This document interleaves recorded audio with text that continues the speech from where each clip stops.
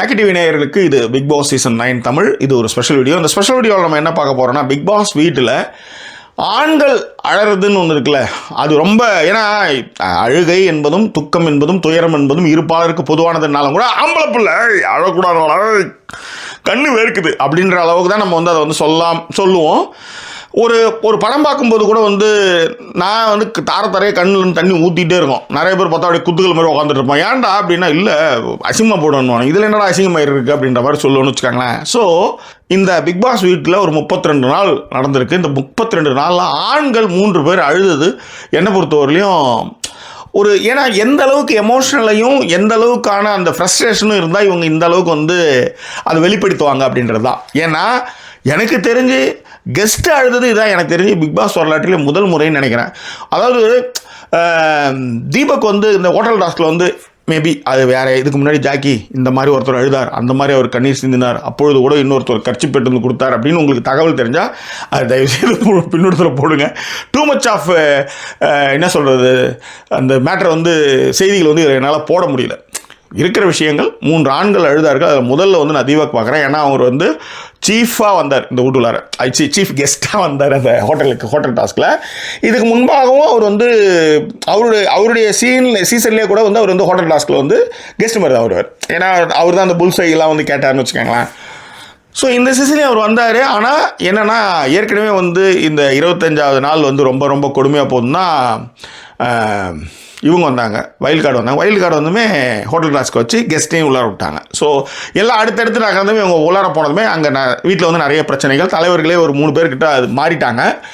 So அந்த மாதிரியான சண்டை சச்சரவுகளாக அது வந்து போயிட்டுருக்கு. எனக்கு தெரிஞ்சு பிக் பாஸும் கொஞ்சம் வேகம் எடுக்குது. ஆனாலும் வீட்டுக்குள்ளார நடக்கிற சண்டைகளில் ஒரு பொறுப்பான ஒரு விஷயம், நல்ல ஒரு மக்களுக்கு தெரிகிற பலரும் வந்து உங்கள் கூட ஒரு 100 நாள் பயணிக்கக்கூடிய ஒரு நிகழ்ச்சியில் வந்து அதனுடைய வேல்யூவே தெரியாமல் இந்த மாதிரி சொதப்புறீங்களேடா அப்படின்னு நினச்சி விக்ரம் வந்து உண்மையிலே தீபக் வந்து உண்மையிலே வந்து அழுதுட்டார். ஏன்னா கெஸ்ட்டாக வந்துட்டு அழுறது வந்து அந்த நிகழ்ச்சி மீதான ஒரு அபிரிதமான ஒரு ஃபீல் அப்படின்னு வச்சுக்கலாமே. ஸோ அவர் ஒன்று அழுதார். அடுத்ததாக வந்து இந்த வீட்டில் வந்து அழுது அப்படின்னு பார்த்தீங்கன்னா, நிறையா பேர் அழுதுருக்குறாங்க. ஆனால் என்னை பொறுத்தவரையிலையும் உடஞ்சி அழுறதுன்னு ஒன்று இருக்குல்ல. அப்போ வந்து ஏற்கனவே விக்ரம் வந்து அழுதார். என்னென்னா, உங்களுக்கு முதல்ல அந்த வெங்காயம் இதெல்லாம் வந்து வியன்னாவும் சுபிக்ஷாவும் எடுத்துகிட்டு போவாங்க. அப்போ வந்து வியன்னாவும் சுபிக்ஷாவும் சூப்பர் டீலக்ஸில் இருப்பாங்க. இன்றைக்கி விக்ரம் வந்து சப்போர்ட் பண்ணிகிட்டு இருக்க அதே வியன்னாவும் சுபிக்ஷாவும் தான் வெங்காயத்தை எடுத்துன்னு போயிட்டு கிச்சனில் வந்து மறைய வைப்பாங்க. அப்போ வந்து விக்ரம் வந்து அழவே ஆரம்பிச்சிடுவார். என்ன இது, நீங்கள் வந்து வெங்காயத்தெல்லாம் எடுத்துகிட்டு வந்து போகிறீங்க, நான் என்ன உங்ககிட்ட பிச்சை கேட்கணுமா உங்களுக்கு? ஏன்னா அப்போ என்னென்னா, சூப்பர் டீலக்ஸில் எழுந்து அவங்க சொல்கிறத நீங்கள் சமைச்சு கொடுக்கணும், அப்படி தான் நீங்கள் சாப்பாடு. அந்த ஒரு இதில் வந்து அவர் வந்து உடஞ்சி போய், நான் என்ன பிச்சை கேட்கணும்னு நினைக்கிறீங்களா, முதல்ல எடுத்து வந்து வைங்க அப்படின்ற மாதிரி சொல்லுவார். ஓகேவா? இது என்னென்னா, இவங்களாம் இந்த மாதிரியான கஷ்டங்களெல்லாம் இவங்க அனுபவிச்சிருக்கவே மாட்டாங்க. எப்படி வந்து டாடி லிட்டில் பிரின்சஸ் மாதிரி டாடி லிட்டில் பிரின்ஸாகவே இவங்களாம் வந்து வாழ்ந்துருப்பாங்க. அப்படியா இருக்கும்போது இந்த மாதிரியான சின்ன சின்ன எமோஷன்ஸை வந்து அவங்களால கண்ட்ரோலே பண்ண முடியல ஆக்சுவலி. ஓகே, ஸோ அடுத்தது வந்து பார்த்திங்கன்னா, நாள் வந்து திவ்யா வந்து பதவி இறக்கம் பண்ணும்போது யாருமே அந்த வீட்டில் ஒத்துழைக்கவே இல்லை. ஸோ வந்து ரொம்ப சந்தோஷம், அடுத்தது நம்மளுக்கு தான் வந்து இந்த மேனேஜர் பதவி வரப்போகுது அப்படின்னு ரொம்ப ரொம்ப ஹாப்பி. நீங்கள் வந்து திவ்யா கதறி பணியை வந்து ராஜினாமா செய்யும்போது அடுத்த பொறுப்பாளராக வந்து விக்ரம் வராரு அப்படின்னும் போது ரொம்ப ஹாப்பியாக வந்து அதை வந்து கையில் எடுப்பார். ஏனென்றால் இன்றைக்கி திவ்யா வெளியிலேருந்து வைல்ட் கார்டாக வந்து ஒரு 3 நாள் கூட இல்லை, 32 நாளாக வந்து அந்த வீட்டில் இருக்கார். ஏற்கனவே 5 பேர் அவர் கூட தான் இருக்கிறாங்க. ஆனாலும் இவர் வந்து பிக் பாஸில் வந்து பதவி ஏற்கும்போது நிறைய கான்ஃப்ளிக்ட்ஸ் இருக்குது. அதில் வைல்டு கார்டாக வந்தவங்களும் வந்து ஒத்துழையாமை இயக்கம் பண்ணுறாங்க. இப்போ சாண்ட்ரா கிச்சன் மூடுறாங்க, திவ்யா வந்து கத்துறாங்க. நேற்றுலாம் இப்படி வந்து ஒத்துழைப்பு கொடுக்காம நீங்கள் கூட்டா மட்டும் எல்லோரும் வருவாங்களா, வரணுமா அப்படின்ற கேள்விகள். கமருதீன் கூட வந்து அவங்க வந்து சண்டை போட்டதுன்னு ஏகப்பட்ட விஷயங்கள் விக்ரமுடைய தலைமை பொறுப்பில் இருக்கும்போது இதெல்லாம் நடக்குது. பதவிக்கு வர்றது விஷயம் இல்லை, அதுக்காக ஸ்டாண்ட் பண்ணணும். ஆனால் இந்த மாதிரி பிரச்சனைகள் தொடர்ந்து வரும்போது அவரால் சமாளிக்கவே முடியாத ஒரு கட்டத்துக்கு போகிறாரு. அது மட்டும் கிடையாது, சாண்ட்ராவுடைய சீக்ரெட் டாஸ்க்கும் இருக்குது. சீக்ரெட் டாஸ்க் எதுவுமே இல்லாமலே பார்வதி இந்த வீட்டை அப்படி தான் பண்ணிட்டு இருந்தாங்க. புரியுதுங்களா? சீக்ரெட் டாஸ்க்கே இல்லாமலே பார்வதி அப்படி தான் பண்ணாங்க, நான் அப்படி தான் பண்ணுவேன், இப்படி தான் செய்வேன் அப்படின்ற மாதிரி விதண்டாவாதத்துக்கு அவங்க பண்ணிகிட்டே இருந்தாங்கன்னு வச்சுக்கோங்களேன். ஸோ அந்த ஒரு இடத்துலையும் விக்ரம் இருந்திருக்காரு. இப்போ இதுவும் இருக்கும்போது நசன்னு வரும்போது ஒரு கட்டத்தில் வந்து கதறி, நான் வந்து விக்ரம்டா, எனக்கு ஒன்று ஒரு தனி ஒரு பேர் இருக்குது, எனக்கு ஒரு டீம் இருக்குது, நான் வந்து பார்த்து பண்ணால் என்னை வந்து கதற வச்சிட்டிங்களாடான்ற மாதிரி அவர் வந்து இதோட 2வது வாட்டி கதறாருன்னு வச்சுக்கோங்களேன். இது வந்து விக்ரம். ஓகே, அடுத்தது யார் அப்படின்றது தான் இங்கே ரொம்ப முக்கியமான விஷயம். இவர் வந்து பிக் பாஸுக்கு ஏற்கனவே குரல்கள்லாம் கொடுத்து கன்னடத்தில் கொஞ்சம் ஃபேமஸான ஆள். அப்புறம் தமிழ் சீரியல்கள்லேயும் அமித் பார்கவ் நடிச்சிருக்கார். ஸோ அமித் பார்கவ் வந்து மற்ற கண்டஸ்டன்ட் இப்போ அதாவது பிரஜனு, சாண்ட்ரா, ஹஸ்பண்ட் ஒய்ஃபு, அதுக்கப்புறம் வந்து திவ்யா, இவங்க 3 பேருமே வந்து ஒரு வேவ் லென்த்தில் பயணிக்கும்போது அமித் பார்கவ் மட்டும் தனியாக போய் டக்குன்னு இந்த 15 பேர் 16 பேரோட இவரும் வந்து 10ஓட 11 அத்தோட 11 மிங்கிள் ஆனார். அது மட்டும் கிடையாது, திவாகர் கூட வந்து ரீல்ஸ்லாம் பண்ண ஆரம்பித்தார். கூடுமானவரை இது ஒரு ஸ்ட்ராட்டஜியாக கூட இருக்கலாம். உங்கள் கூட வந்து நீங்கள் ஏதாவது ஒன்று பண்ணுங்கள், நான் வந்து பழைய ஆளும் கூட நான் மிங்கிள் ஆகிக்கிட்டு அதுக்கப்புறம் என்னுடைய ஆட்டத்தினுடைய போக்கை மாற்றுறேன்னு சொன்னார். அப்படிலாம் அவர் நினச்சிருக்கலாம், போயிருக்கலாம், வந்திருக்கலாம்.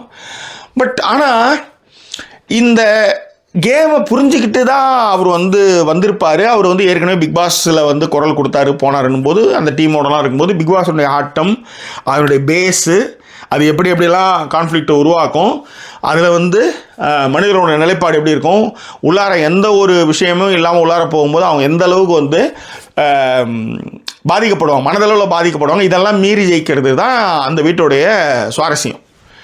ஸோ இதையெல்லாம் தெரிந்து உள்ளார வந்த அமித் வந்து இன்று அழுதார். ஏன் அழுதார் அப்படின்னு ஒன்று இருக்குல்ல, சின்ன விஷயங்களுக்கு எமோஷனை வந்து அது கொடுக்கும். ஏன்னா அதனால தான் வெளியிலேருந்து வந்த சாண்ட்ராவும் சரி திவ்யாவும் சரி பேசும்போது இது வந்து நம்ம வந்து வெளில பார்த்ததை விட உள்ளார வந்து கொடூரமாக இருக்குது, ஃப்ரஸ்ட்ரேஷன் அதிகமாக்குது, நச சண்டை அப்படின்றப்ப, அதுவும் வந்து அமித்தோளுக்கு வந்து 6 வயசில் ஏதோ குழந்தை அது கூட பாட்டெலாம் பாடிச்சு இல்லைங்களா. ஸோ அப்படியான விஷயங்கள்லாம் அவர் விட்டுட்டு இங்கே ஒன்று வரும்போது இங்கே நடக்கிற சின்ன விஷயங்களே வந்து எமோஷனல் ஆக்கிவிடும். அதனால தான் நான் வந்து சொன்னால் அந்த துக்கமோ துயரமோ ஃப்ரஸ்ட்ரேஷனோ எமோஷனோ அது சமமானது, ஆண் பெண் இரு பாலருக்குமானதுன்னு சொன்னதுக்கு அதுக்கு தான். ஸோ அப்படி இருக்கும் பொழுது அமித் வந்து ஓரளவுக்கு வந்து டஃப் கொடுப்பாருன்னு பார்த்தா ரொம்ப இலகியமானமாக அவர் வந்து ட்ரை பண்ணுறாரு, நல்லா பாட்டெலாம் பாடுறாரு. ஆனால் இன்னைக்கு அழுதுட்டார். அப்போ அதுக்கு காரணம் வந்து வாட்டர்மெலன் ஸ்டாரை வந்து அவங்க சொன்னாங்க ஃபிசிக்கலி அந்த மாதிரி ஏதோ ஒரு வார்த்தை சொன்னாங்க சாண்ட்ரா, அது ஒரு காரணம். இதை வந்து குழந்தைங்களாம் வேறு பார்த்துட்ருக்கு போயிட்டுருக்கு. ஸோ எப்படி இதெல்லாம் வந்து பண்ணுறாங்க, ஒரு இந்த வீக்கெண்ட் பாஸ்க்காக வந்து இப்படிலாம் பண்ணுவாங்களா போவாங்களா அப்படி, அதுதான் கேம். அதுக்காக இதை பண்ணுவாங்களா போவாங்களான்னா அது எத்திக்கலாக பண்ணுறாங்களா. இப்போ உதாரணத்துக்கு சாண்ட்ரா ஒரு விஷயம் பண்ணுறாங்க, என்னால் அதை பண்ண முடியாதுன்னு ஒருத்தர் சொல்கிறார், என்னால் அதை பண்ண முடியாது விக்ரம் சொல்கிறார். இப்போ ஒன்றும் இல்லை, 100 மீட்டர் ஓடி தான் அந்த பொருளில் பால் எடுத்து வந்தால் அவங்க ஜெயிக்கிறாங்க அப்படின்னும் போது அந்த ஓட்டத்தில் வந்து யார் விக்ரமும் சரி திவாகரும் சரி அதில் கலந்துக்கல அப்படின்னா அவர் உடல் பருமன், இவர் கொஞ்சம் லைட்டாக கொஞ்சம் அவர் வந்து கால் தாங்கி நடப்பாருன்னு வச்சுக்கோங்க. அப்போ 2 பேருமே நாங்கள் அந்த போட்டியில் நாங்கள் கலந்துக்கலன்னும் போது, தலைவர் போட்டியில் இதுதான் போட்டின்னும் போது இதுக்கு நீங்கள் வந்து மாற்றுங்கன்னு சொன்னால் என்ன செய்வாங்க, இந்த கேமை மாற்றுங்கன்னா எப்படி அதுக்கு நீங்கள் இதில் கலந்துக்கும் போது எல்லாம் உங்களால் முடியலாம் விட்டுட்டு போங்க, வாக் அவுட் ஆகும், அவ்வளோதான். இதானே மேட்ரு, இதானே பேசிக்கு. அது இல்லாமல் வந்து இதில் கம்பு சுற்றுறதுன்றது வந்து தேவையில்லாத ஒரு விஷயம்ன்றதை விட அதுக்கு எமோஷன் ஆகிட்டார் அவர் ஆக்சுவலி. அதுதான் அமித் அழுகைக்கான ஒரு மிக முக்கிய காரணமாகவே நான் பார்க்குறேன். இத்தனைக்கும் கேம்லாம் தெரிஞ்சவர் போனவர் வந்தவர் இந்த அளவுக்கு மெச்சூர்டாக இருக்கிறவர் வந்து இந்த விஷயத்துக்கு வந்து அதான் நீங்கள் எல்லாருமே ஒரு 2 மாதிரியான ஒரு வாழ்க்கை வாழ்ந்துட்டுருப்போம். இப்போ வீட்டில் பேசுகிற அதே விஷயத்தை பொதுவெளியில் பண்ண முடியாது, நண்பர்களோட பேசுகிற அதே விஷயத்தை அங்கே பண்ண முடியாது. ஆனால் இயல்பு அப்படின்ற ஒரு விஷயத்துக்கு நீங்கள் குறைந்தபட்சம் கிட்ட தான் போக முடியும். அப்படியே பர்ஃபெக்டாக அக்யூரேட்டாக நம்மளால் இருக்கவே முடியாது. ஓகேவா? ஸோ அதுதான் வந்து நடந்த விஷயம். ஸோ இந்த பிக் பாஸ் வீட்டை பொறுத்தவரை நிறைய பேர் எமோஷனாக போனாலும் கூட இந்த இது என்ன சொல்கிறது, இந்த அழுகை வந்து இந்த 33-32 நாள் வந்து இந்த அழுகை வந்து ஒரு காரணமும் யோசிச்சு பாருங்கள். கெஸ்ட் எழுதி நீங்கள் பார்த்துருக்கீங்களா? கெஸ்ட் அழகாரு. இந்த சீசனோட வேல்யூ தெரியாமல் இங்கே இருக்கிறவங்களா ஆட்சிக்கிறாங்க மங்கம்மாங்கிறாங்கன்னு கெஸ்ட் அழகாரு. இந்த பக்கம் வந்து ஒருத்தர் வந்து என்ன சொல்கிறது, சண்டையில் நடக்கிற விஷயத்துக்கு அவர் தனியாக அவர் ஃபீல் பண்ணுறாரு.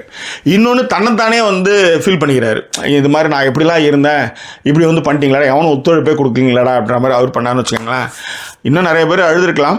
யார் யாரெல்லாம் அழுதாங்க போனாங்க, எமோஷனலான விஷயங்கள்லாம் என்ன. இப்போ உதாரணத்துக்கு இந்த 3ன்றது இப்போ நடந்ததுனால துஷார் அழுவார். துஷார் இதில் சேர்த்துக்கணும் கண்டிப்பாக. துஷார் நந்தினி போகும்போது அவர் அழுவார். ஓகே, ஸோ நந்தினி ஏற்கனவே அவங்க அதில் இதில் நான் அவங்கள சேர்க்கலை. ஸோ இது எல்லாமே இதில் நடந்தது. இன்னும் யார் யாரெல்லாம் இதெல்லாம் பண்ணாங்க அப்படின்றத கொஞ்சம் பின்னூட்டங்களை தெரியப்படுத்துங்க. இது இந்த 2 நாளில் நடந்த விஷயங்கள் இது எல்லாமே. ஸோ அதனால தான் இதை முன்னிறுத்தணும். ஸோ சார் இவங்களாம் பண்ணாங்க சார், அன்றைக்கி கூட அந்த பாத்ரூம் கிட்ட கண்ணை துடைச்சிட்டாங்க சார், இந்த கத்திரிப்பூ கலர் கர்ச்சி பூச்சி இவங்க கண்ணை துடைச்சிட்டாங்க சார்ன்றதெல்லாம் இருந்தால் அது பின்னூட்டங்களை தெரியப்படுத்துங்க. இப்பயும் சொல்கிறது தான், எமோஷனல்ன்றது ஆண் பெண் இருப்பாளருக்கும் பொதுவானது. ஆண் என்றால் அது அழுகை அவன் கம்பீரமாக இருக்கணுன்றதுக்காக அழுகவே கூடாது அப்படின்ற மாதிரியான ஒரு விஷயத்தை புது புத்தியில் வளர்த்துக்கிட்டே இருப்பாங்க. ஆனால் அப்படி கிடையாது. நானும் பயங்கரமாக போகணும் எழுதுவேன். That's all right. எனிவே உங்கள் கருத்துக்களை பின்னூட்டங்களை தெரியப்படுத்துங்க. வேறு ஒரு சொல்ல நான் சந்திக்கிறேன். அதுவரை நன்றி கூறி விடைபெறுவது உங்கள் ஜாக்கி சேகர். நன்றி, வணக்கம்.